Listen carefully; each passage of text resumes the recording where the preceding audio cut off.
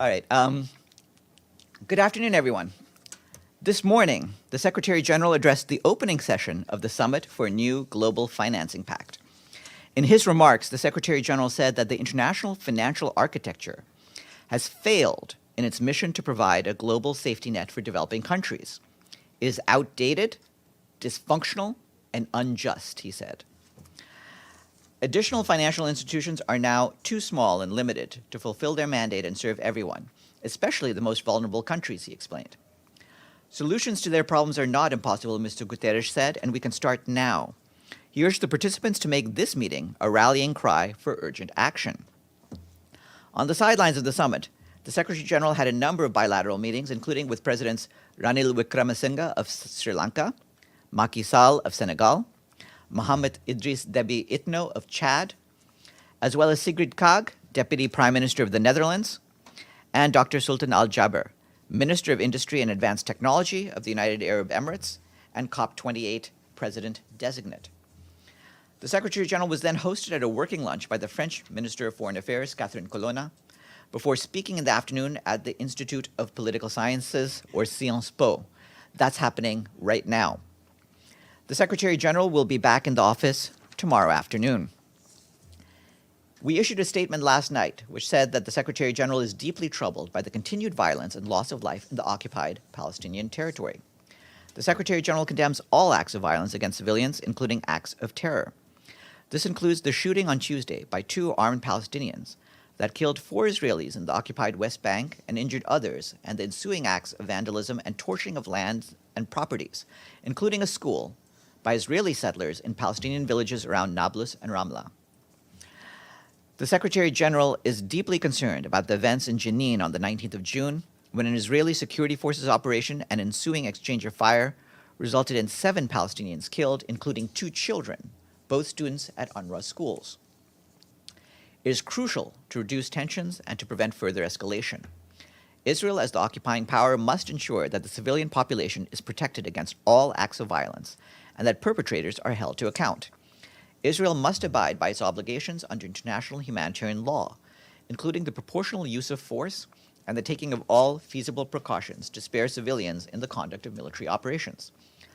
Ultimately, only a return to a meaningful political process and ending the occupation will bring an end to this devastating cycle of violence and senseless loss of life. This morning, addressing her first Security Council meeting, the Special Representative for Somalia and head of the UN Assistance Mission in Somalia, Katrina Lang, said that during her travels around the country in her first 2 weeks on the ground, she witnessed the tremendous progress that Somalia has made in state and peace building.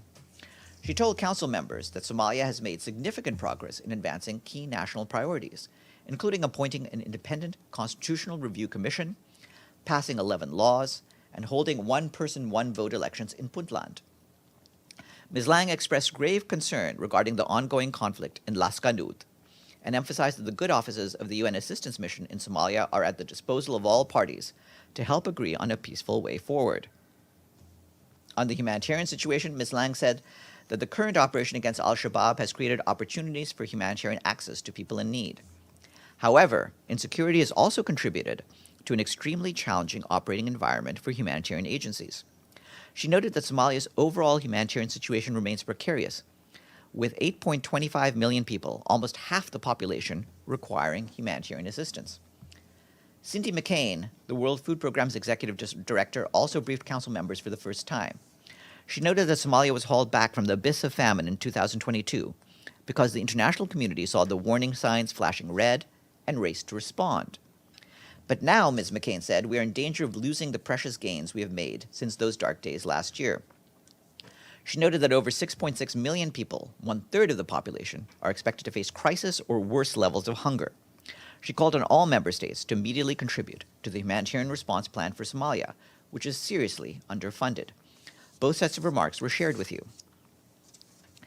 In Sudan, the UN Office for the Coordination of Humanitarian Affairs and its partners continue to reach millions of people in need, despite insecurity, bureaucratic hurdles, and looting of supplies.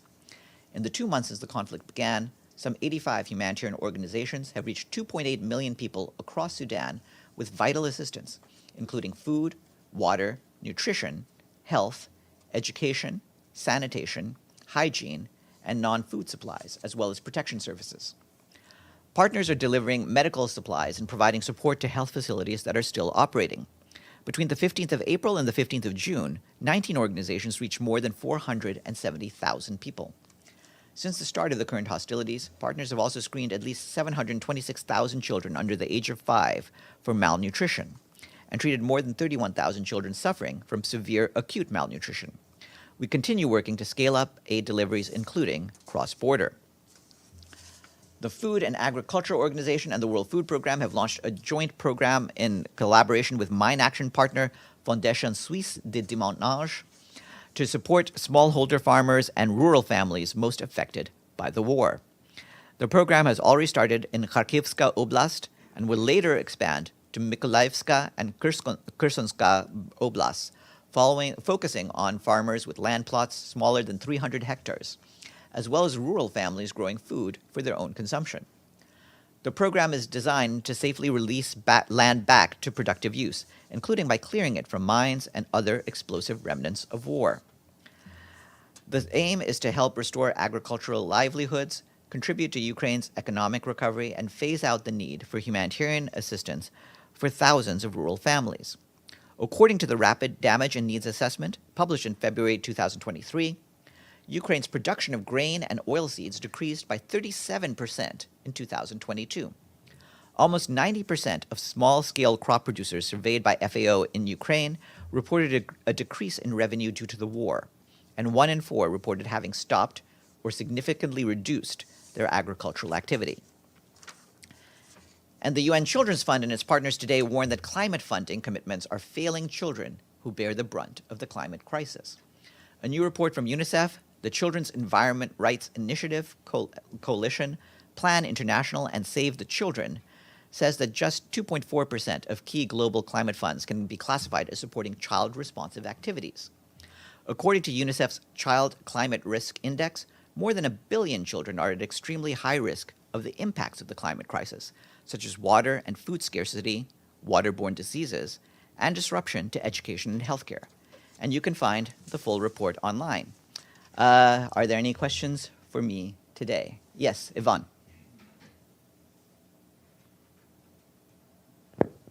Thank you, Farhan. Sorry if I missed this at the beginning of the briefing. Did you make a comment on the report that was released yesterday by the Special Rapporteur on Counterterrorism and Human Rights, Fionnuala Ní Éileán?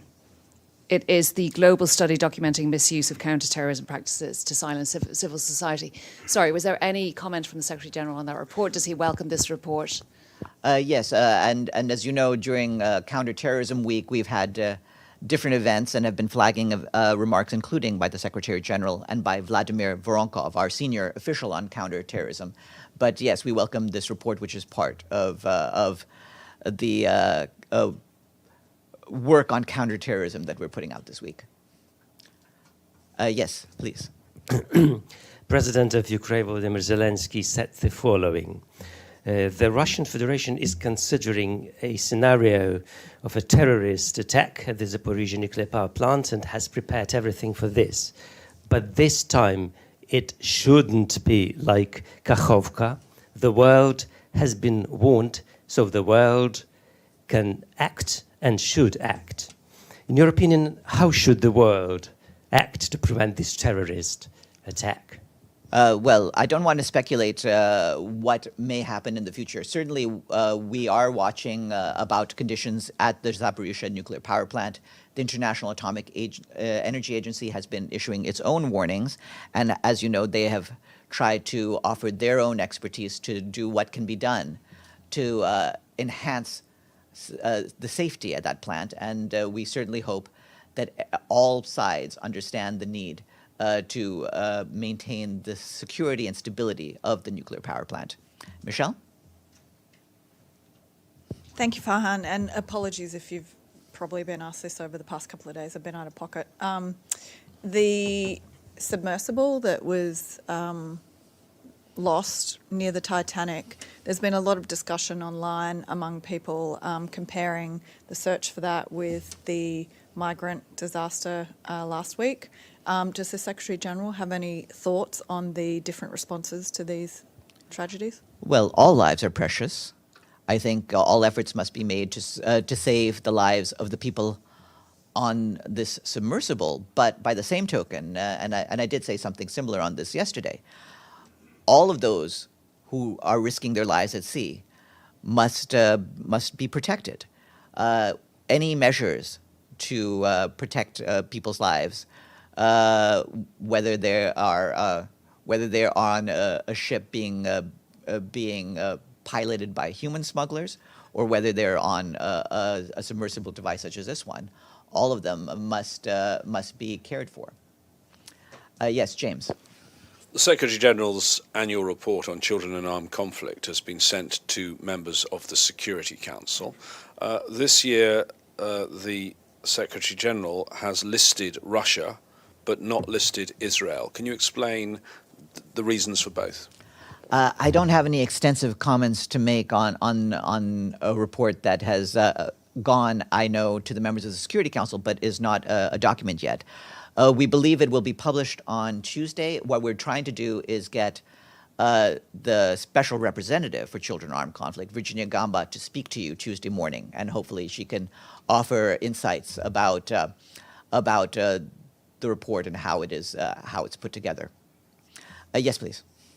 Thank you, Farhan. I just want to follow up.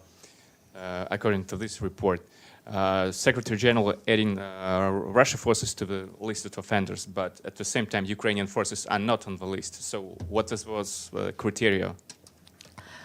Again, these are issues. I can't really confirm or deny the contents of the report at this stage, but you'll be able to see the report for yourself and talk to Ms. Gamba, and she should be able to explain what the findings of the report entail. Deshi?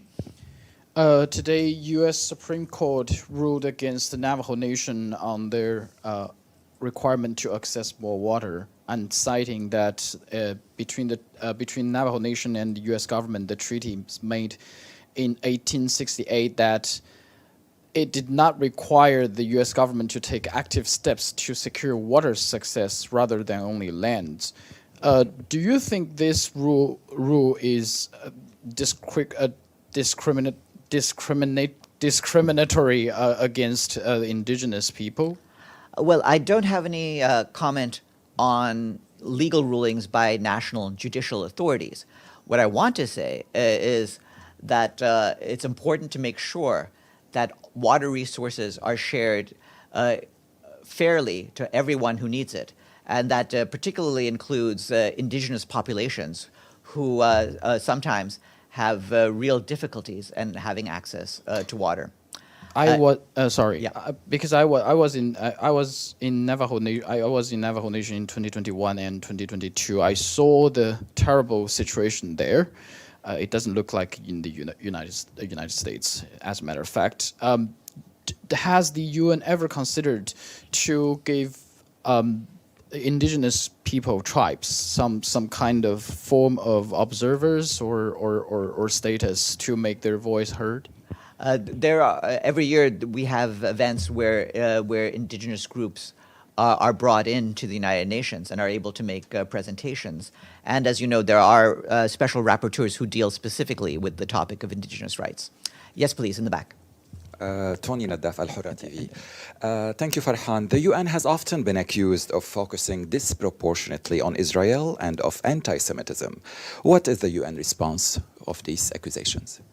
Well, regarding the focus on Israel, as my colleague Stefan said last week, Israel is a full member state of the United Nations with the same rights and responsibilities as any other member state, and we treat it that way.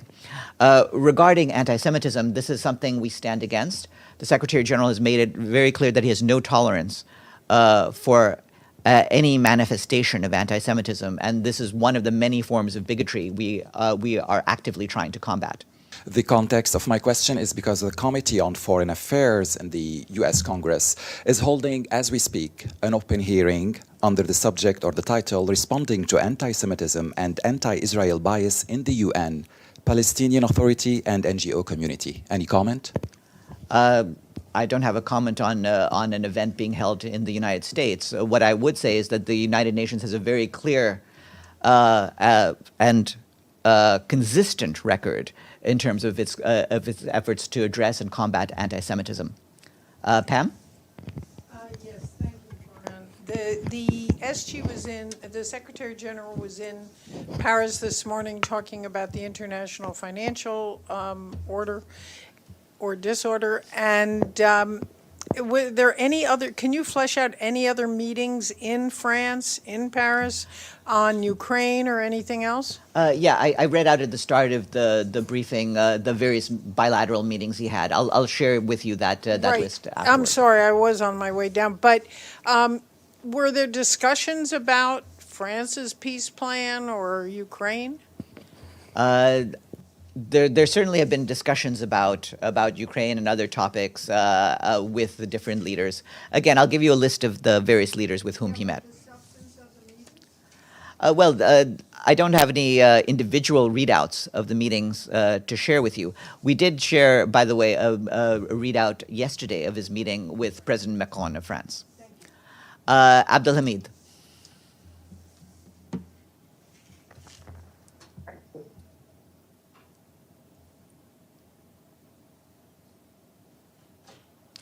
Sorry, can you give? We can't hear Abdelhamid's audio. Hold on, Abdelhamid. Abdelhamid, I think you might need to talk with the technicians at some point because you're having daily problems with your audio. Try again now.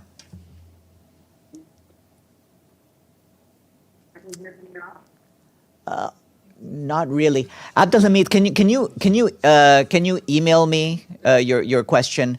I can respond to you by email. I can't quite hear you today. Michelle?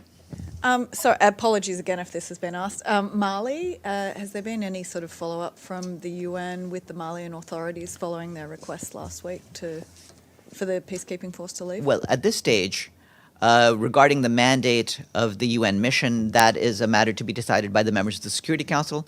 As you know, they have in their possession the Secretary General's latest report on Mali, including questions about the future course of the mission, and we'll first see what decisions the Security Council takes. The current mandate of the mission lasts till the end of this month, so before that, we hope to get some direction on where they want the mission to go. Have the Malian authorities reached out to the UN to try to initiate any kind of drawdown? We're in touch with the Malian authorities, but again, the next step really is one to be taken by the Security Council. Deji. Sorry, I have to go back to the Navajo water rights issue. Here is a General Assembly resolution adopted in 2007 called United Nations Declaration on the Rights of Indigenous People.